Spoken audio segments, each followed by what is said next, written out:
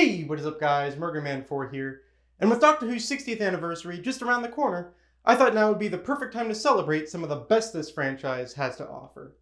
And that doesn't just include the parent show. No, across its history, Doctor Who has created a vast and rich universe to explore outside of the Doctor's travels. Across television, audio, and beyond, we've followed the further adventures of companions, explored alien hunting organizations, looked in on the politics of Gallifrey, and witnessed the victories of the Doctor's greatest enemies. We've even popped into alternative universes to see what the Doctor would look like if events played out differently. There's no shortage of stories to tell, so why don't we take a look at my top 10 spin-off stories. Number 10, Countryside. I have seen things you would never believe, and this is the only thing I can't understand. So keep on wondering. Tell me, I need to know why! It's enough. Time to go. I'll tell you something. If you let me whisper. Okay.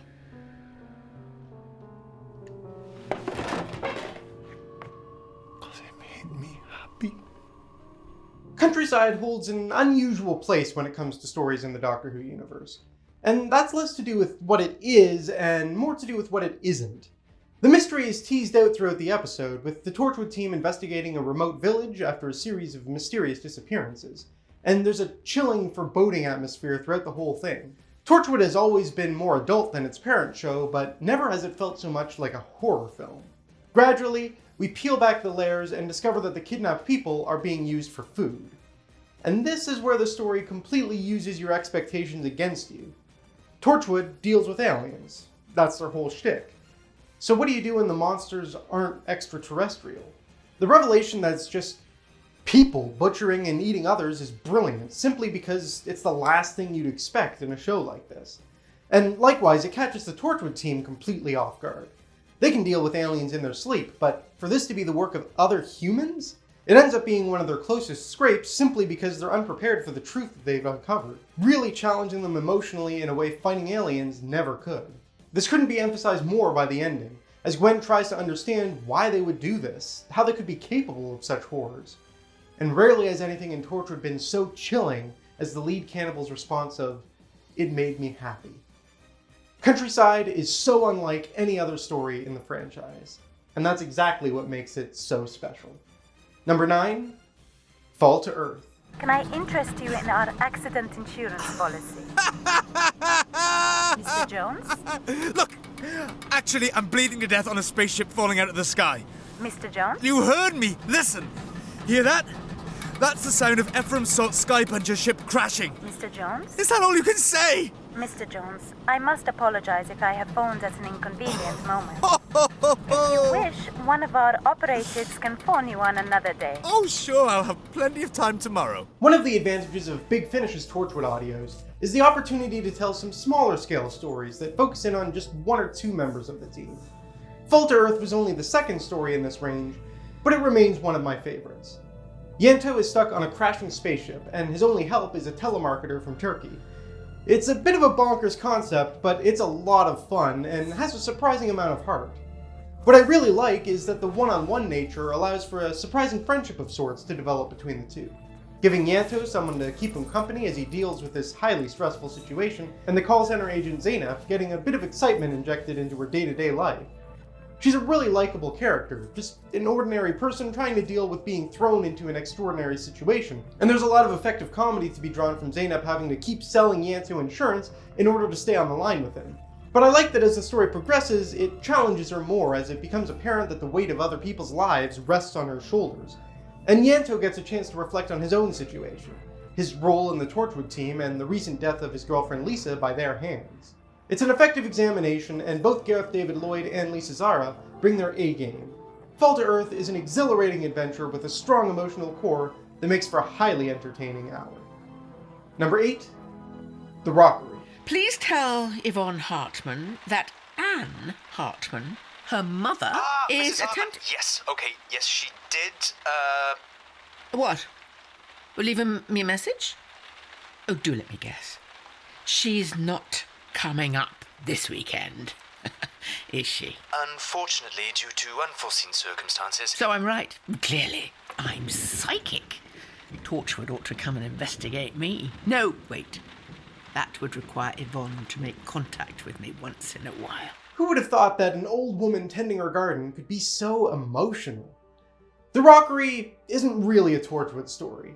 I mean, sure, Torchwood has a presence, primarily through Torchwood 1 leader Yvonne Hartman, but really, this is a character study of an ordinary, lonely woman who's lost her husband and whose daughter is far too busy to keep a meaningful relationship.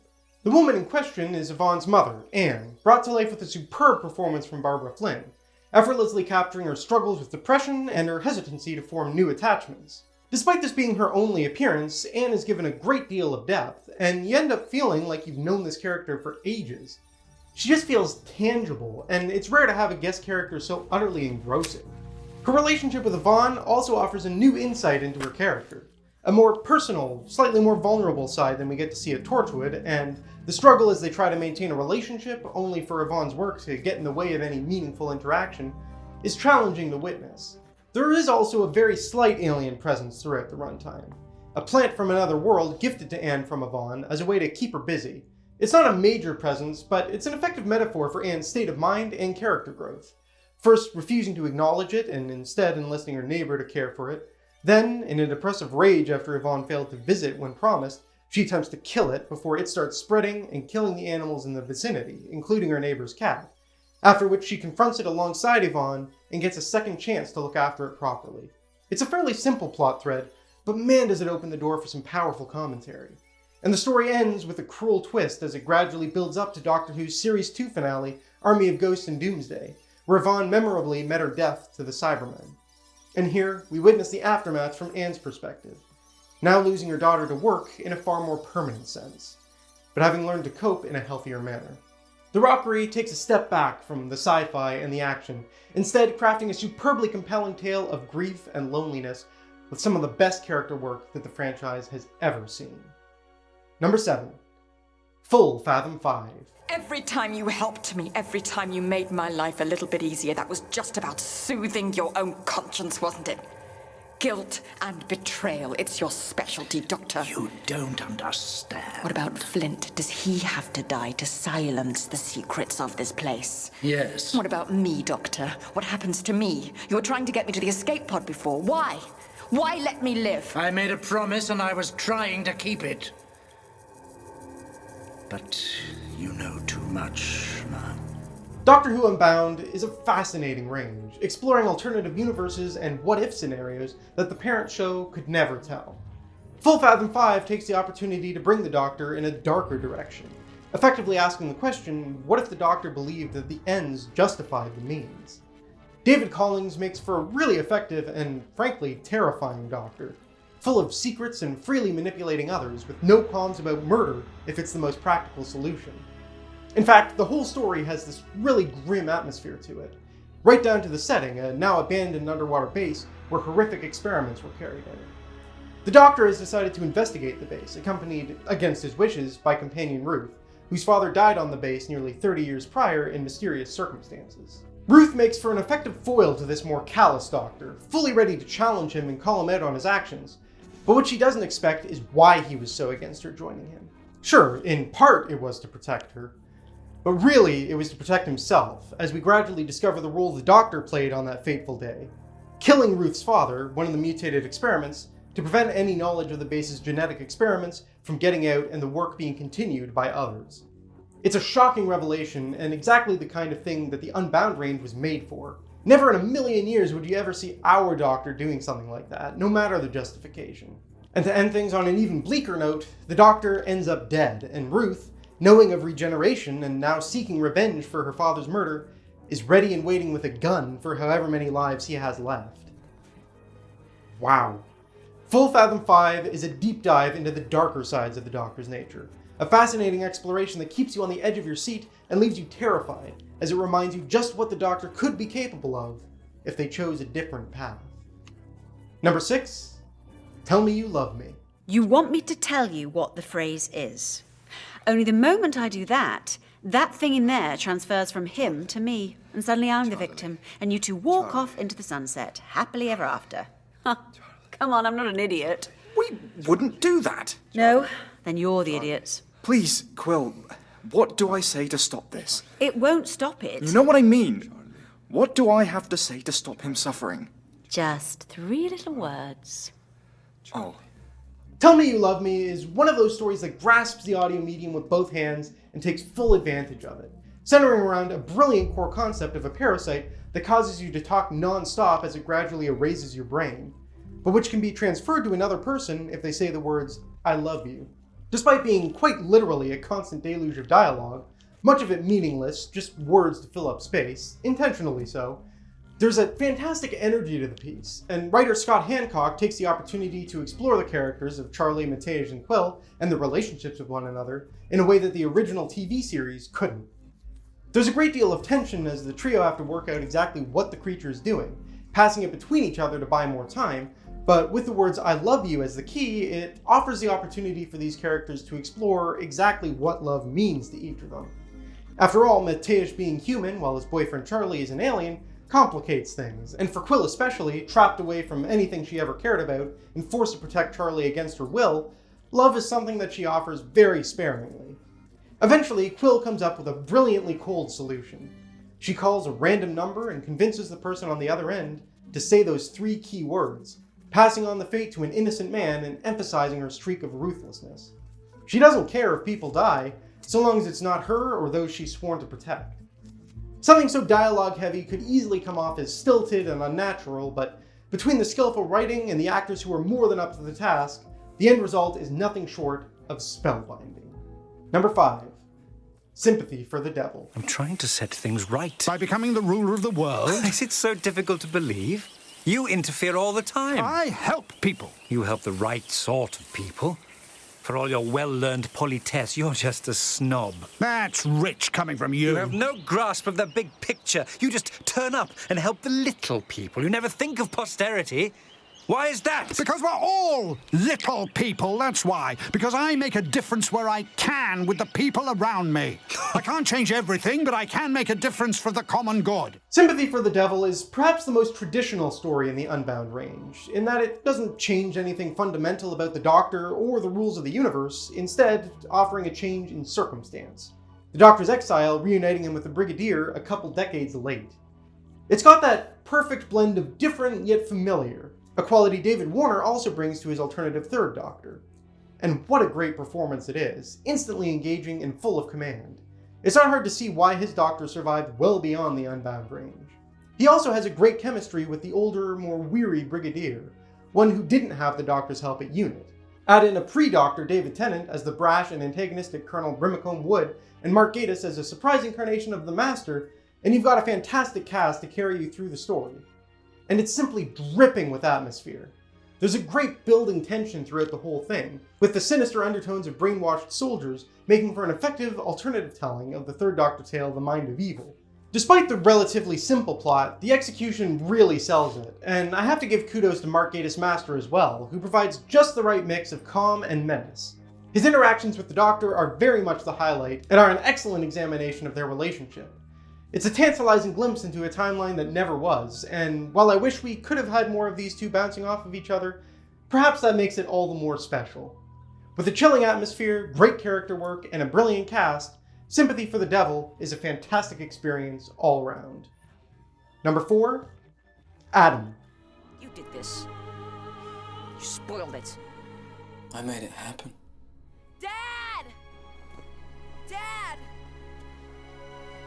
I love you! Dad! Gray!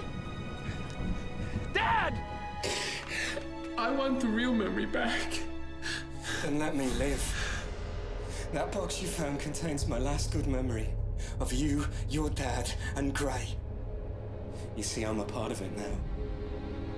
And I'll always live as long as you remember it. This one caught me off guard on my last rewatch. I mean, I knew it was good, but I wasn't expecting to enjoy it this much. The basic premise is far from unique. A parasite that can alter memories infiltrates the team by making them think he's always been there. But it's one of those stories where the premise is done so well that it stands out regardless. Because the star of the show isn't really the eponymous Adam. He's just the vehicle for a series of deep dives into the Torchwood team and their relationships with one another. pushing them to their limits and offering us glimpses of sides we don't often get to see. With Tosh and Owen, it's fun but also sad to see their roles reversed, with Owen hopelessly in love and Tosh, tricked into thinking she's with Adam, rejecting him, unknowingly giving up the thing that she's always wanted. And it's really jarring to see Owen so shy and emotionally vulnerable. It's a great opportunity for Burn Gorman to play something different to the usually narcissistic and hardened persona that Owen presents. When Yanto gets too close to discovering the truth, Adam implants false memories to make him believe that he's a serial killer. The emotional torment is devastating to watch. And in implanting himself in Gwen's memories, Adam accidentally erases Reese.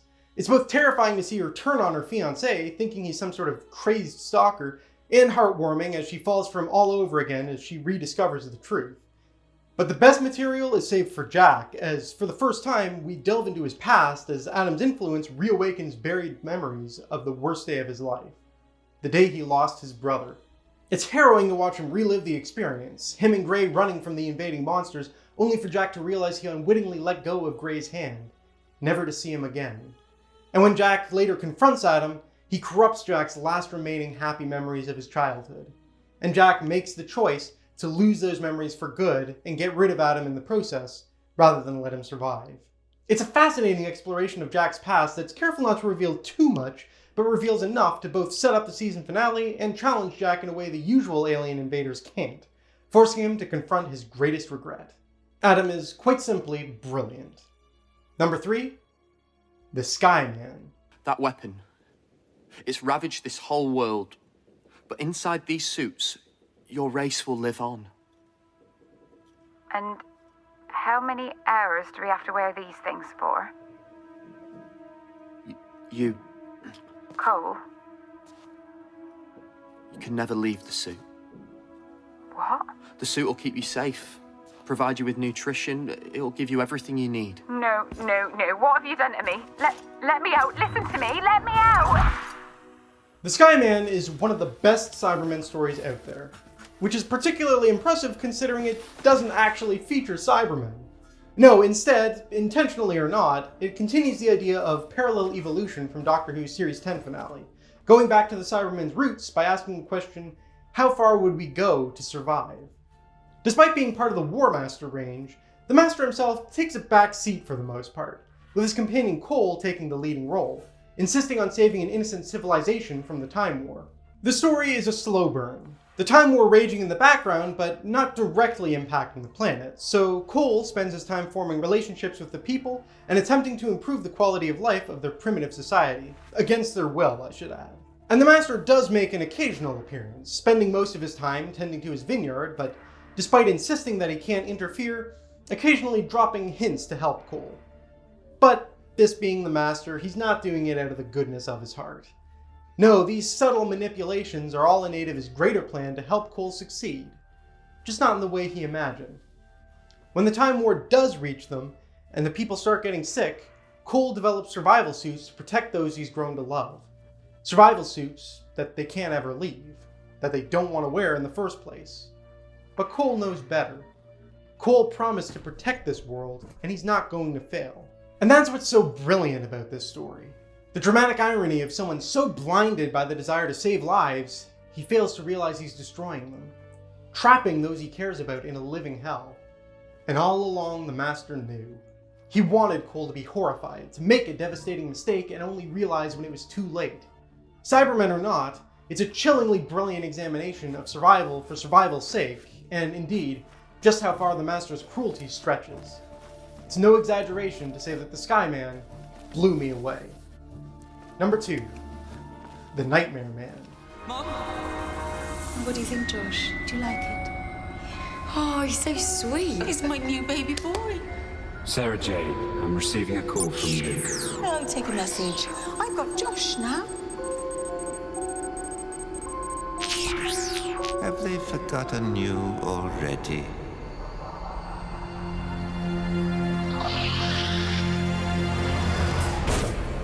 I'll admit, a lot of the time I struggled to get into the Sarah Jane Adventures. And to be fair, I'm not the target audience. It's quite blatantly a children's show.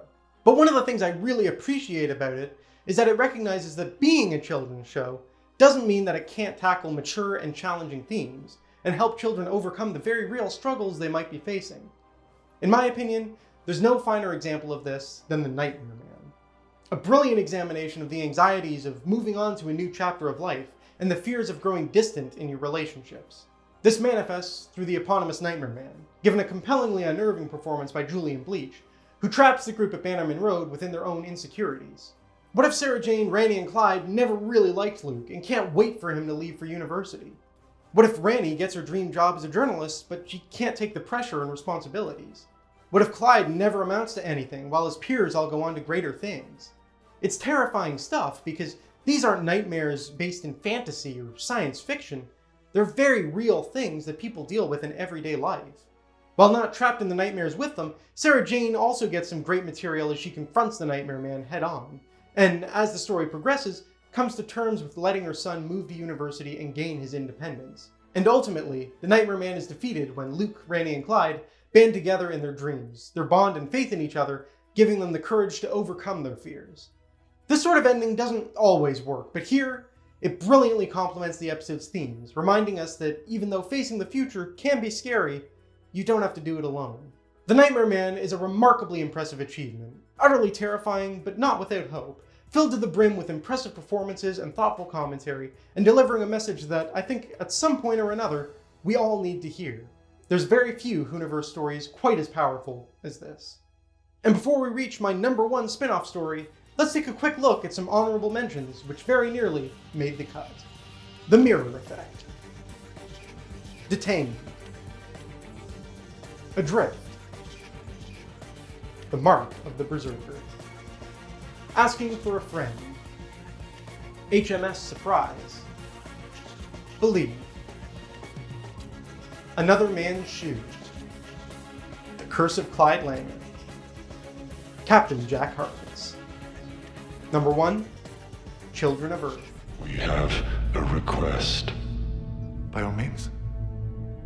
We want a gift. Of course.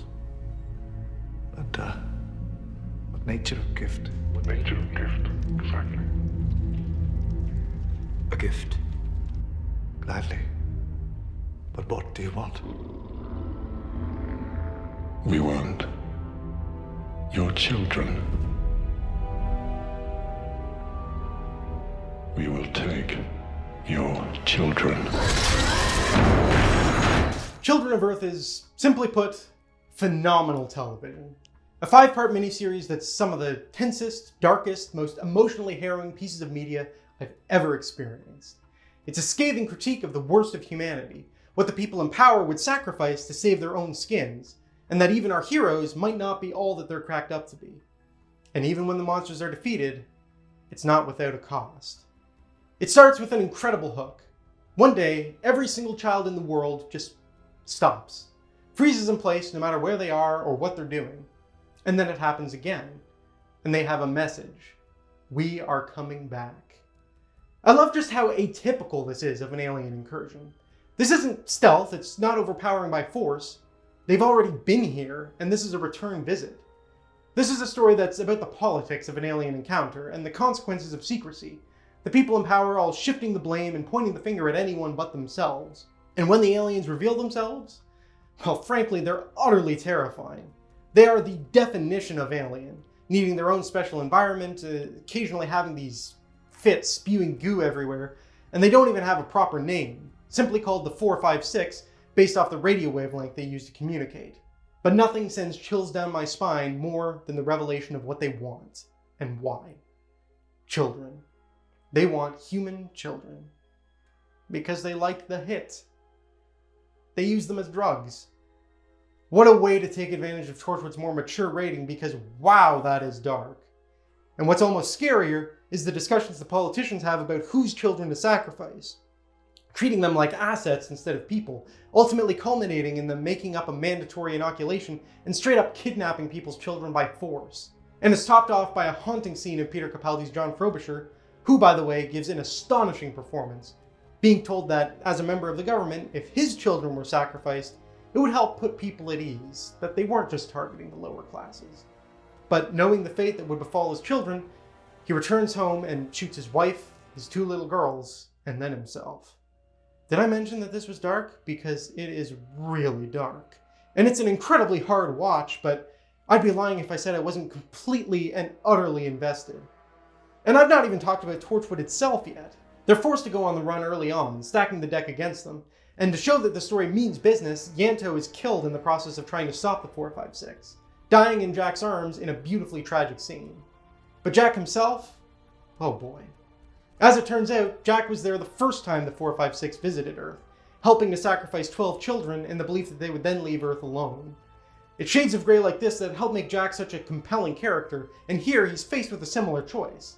This time, he can defeat the 456 by sacrificing just one child, his grandson. Yes, here we meet Jack's daughter, Alice, and grandson, Stephen, who he's largely kept at arm's length. It's a fascinating relationship to explore, when your father can't die and doesn't age, and her association with Jack makes her a prime target for the government after they start hunting Torchwood down. But Jack realizes that just as the 456 could use children as transmitters, that signal could be reversed to destroy the 456. And for the greater good, he makes the call to use Stephen as a transmitter, who dies in the process. It's a really challenging watch, and while you know Jack's options are limited, you can't help but hate him for it regardless. Whew, wow, that was a lot, wasn't it? I could keep on going, but suffice to say, this is some of the darkest, most compelling, most terrifying, most haunting material in the Doctor Who franchise, and it's executed to perfection. Seriously, this is a season of television that left my jaw on the floor and my eyes filled with tears. The complexity of its characters and its critique of those in power, squeezed for every ounce of drama and refusing to pull any punches. Children of Earth is one of the greatest pieces of television I've ever seen, not just in the Doctor Who franchise, but even beyond. But what do you think? Were there any surprise inclusions? Did I leave out your top choice? Let me know what your favorite spin-off stories are down in the comments below. I hope you've enjoyed this series in the lead up to the 60th. And with that, Merganman4 over and out. And I'll see you all soon with my thoughts on the 60th anniversary specials.